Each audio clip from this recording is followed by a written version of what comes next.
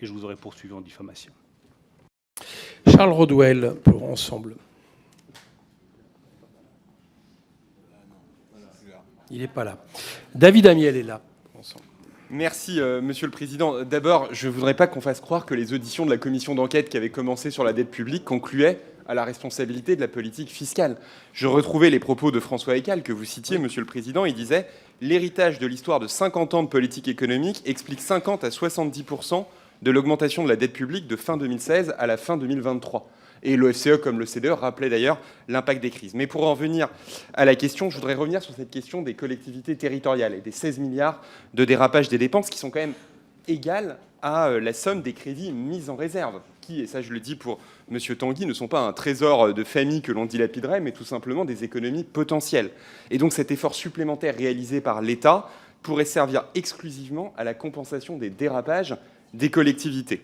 Alors j'entends avec surprise d'autres, notamment à gauche, nous dire qu'il faudrait restaurer la taxe d'habitation, qui était quand même un impôt particulièrement injuste, puisqu'il était élevé dans les communes pauvres et faible dans les communes riches, pas seulement à cause des bases et de leur vieillissement, mais aussi à cause de leur taux, qui était beaucoup plus élevé dans les communes les plus populaires. Et donc, je crois que ce serait l'inverse de la justice fiscale que de revenir à un impôt qui frappait les classes moyennes et les communes les plus pauvres. Ma question est donc simplement de savoir, pour 2025, quel instrument voyez-vous pour maîtriser les dépenses des collectivités locales? Ok, merci. Commencez par la question, ce serait super. Je vous le dis à tous, hein. Ça, plus, ça éviterait. Monsieur Bruno Le Maire. Je vais répondre.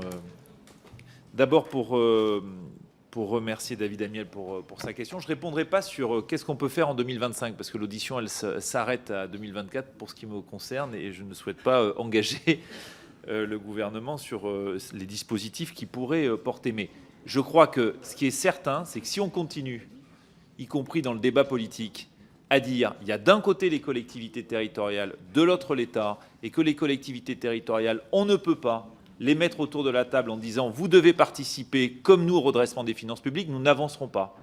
Et c'est profondément populiste et démago que de tenir ce type de discours. Parce que la réalité, c'est que les collectivités territoriales, comme tout le monde, a bénéficié de toutes les protections, de l'économie, des salaires, des associations, de leurs propres finances, et que le temps est venu de faire des économies et de redresser les finances publiques. Et c'est quand même pas terrible que de dire « vous devez participer comme nous ».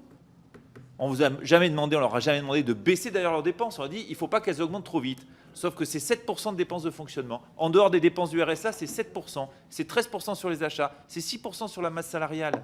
Ça ne peut pas, je termine Monsieur le Président, ça ne peut pas continuer comme ça. Et donc il y aura nécessairement un débat sur le projet de loi de finances pour 2025 en disant quel type de mécanisme on met en place. On a arrêté les contrats de Cahors. Il n'y a aucun mécanisme coercitif. Et pour autant, et je termine Monsieur le Président, on a les finances publiques en partage et l'État seul ne pourra pas prendre sur ses épaules toutes les économies qu'il y a à faire pour tenir la baisse du déficit public. Merci. Daniel Labaronne pour